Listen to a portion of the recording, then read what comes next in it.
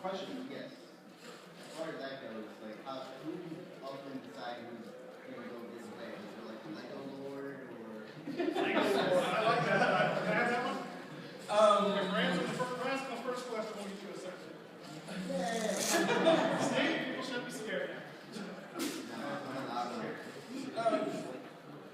Usually the quote-unquote Lego Lord is the person who first builds, and once somebody else starts latching onto it, it all becomes, it is collaborative.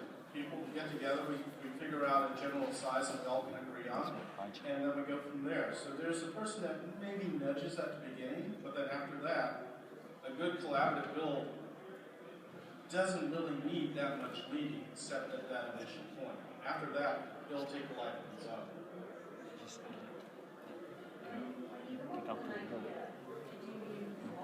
I've seen some of the pictures.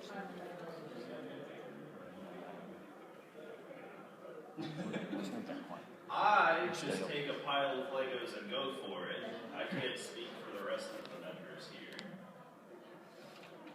What I usually do is try to do some research on the subject. Like if you check my creations, it's just a chapter which I'll be there.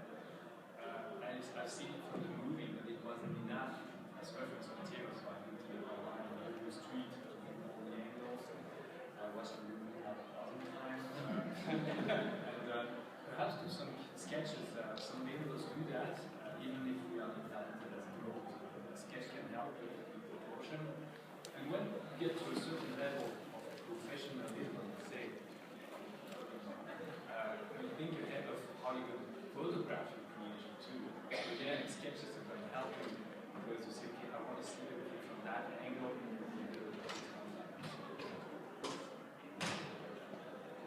So can you describe which disciplines are yours over there?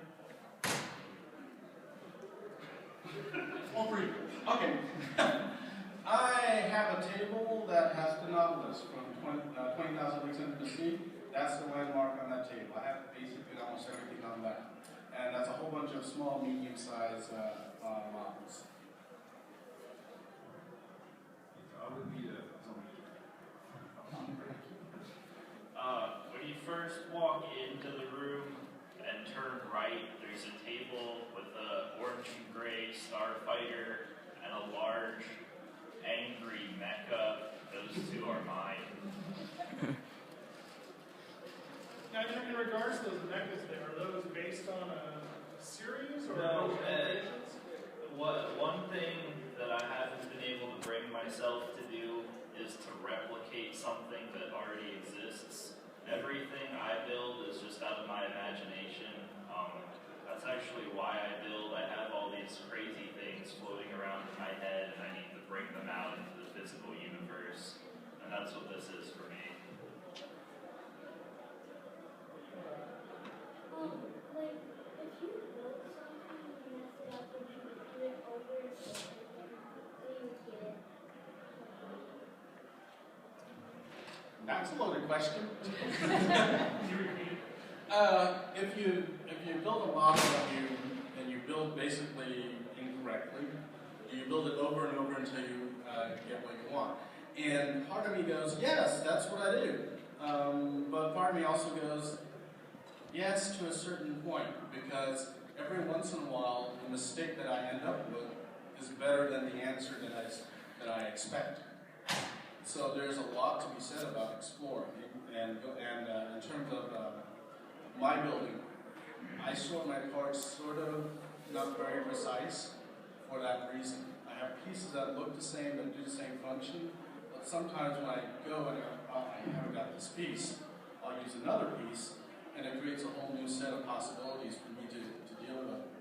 And that's part of fun of building, because the answer that you want may not be the answer that you want. Right back. Do you prefer to replicate things or build your own creations? It's kind of a mix, really. And also stuff that I've taken from movie, books, or TV shows, and also just from my imagination too. And I get to see revolves from anything, basically. I can go either way. because in terms of building, if you're building a replica, you have a whole new set of things you have to figure out. Like, does it look right? Does it feel right? If I'm in a rotten mood, I'll just build something on my own. I have my own ones. There you go. That takes care of it. Then I'll go back to whoever I'm importing. I like replication because there's a lot of things that are out there that I'd love to build and have as my own. So, What's the craziest thing you built? that Nautilus, the waterline, I'm a full version of it. If you sneeze, it'll fall apart. It's not your There's a question in the back. Do you ever get in a sort of writer's block of building? And if so, how do you get out of it? Yes. And you get out of it by continuing to build crappy stuff. I think that's the moment where the community kicks in and really brings an added value, because every now and then I get also this block, but I have all my Lego friends and contacts online, either it's in Flickr or on specialized forums, and I see all the crazy stuff they come up with, and it opens new perspective, and you think, man, I didn't think of doing something like that, and then the block is gone. So after you build stuff, like if you build it exactly right, do you usually have the tendency to use like break it apart and just like build something on your own, or do you have to break it apart and rebuild it again? Can you repeat that? I can't hear you. Like after you like build something correctly, do you usually like to break it apart and make your own thing, or do you have to break it apart and like rebuild it in the correct way again? When you say build something correctly, are you talking about building a kit according to the instructions? Yeah. I don't really do kits anymore. Anybody else want to weigh in on that? I don't really. At some point, when you get really deep into the hobby, you don't see kits in the stores as models. You see them as parts. Like you will only see the pieces that you're going to use for something else that you have in your mind. Every once in a while, I'll build a set. Like some of the later sets I've come out, I've had to build just to see how things are, how the Lego company decided to build something.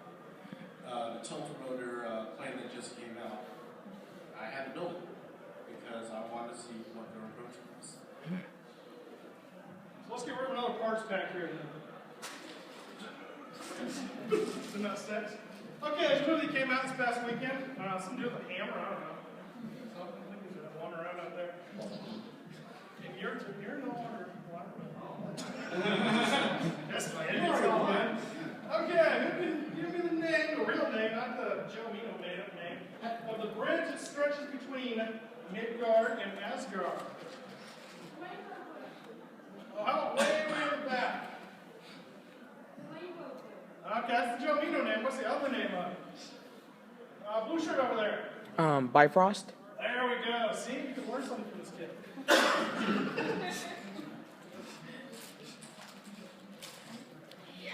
With what you were saying about not building kits and stuff anymore, does your Lego community have much to do with the official Lego company? Do they come to you for ideas? Do you guys submit ideas? Do they ignore you? Joe? Yes! No, they go all over the place. In terms of fan involvement with the Lego group, there are various channels that are in place. One of them is the Lego Ambassadors Program, which there are fan representatives from each group, including ours, that directly have a channel to communicate with the group on various things that affect us fans. There's also Lego Kuso, which is a crowdsourcing. If you have an idea for a set, you can propose it on LegoKuso.com, and from there, see if people are interested enough to care to see it through. From time to time, Lego will call upon fans or specific fans to help out with designing a set or getting something started. I've helped out on two initiatives. One was a set, and one was what became Lego Factory. But another big example would be Mindstorm Systems, robotics were actually done with the help of a group of Lego fans. So it's off and on. Sometimes they're really interesting, sometimes they really don't care. So, But Greg, from the European perspective, is there a lot of direct involvement with Lego in your guys' clubs? A lot less than here. I think their involvement is essentially on the marketing aspects and not so much fan from my experience. America. Yellow shirt over there. So, speaking about robotics, do you guys do robotics, or is that kind of like a subculture within the Lego culture? it's a subculture. And I play with that, and it's an interesting, fascinating niche. Mainly because I'll be talking about this at 2? Yes, or first Lego Week. Robotics is really involved in terms of children's education. So Lego education and robotics go hand in hand. In terms of, Well, I guess do you think that the third series is going to be Linux-based software? Do you think that's going to make a change or anything? there's already people hacking it. Yeah, So it's pretty wide open in that respect. So there's already at least 2 people that have come up with a new interface.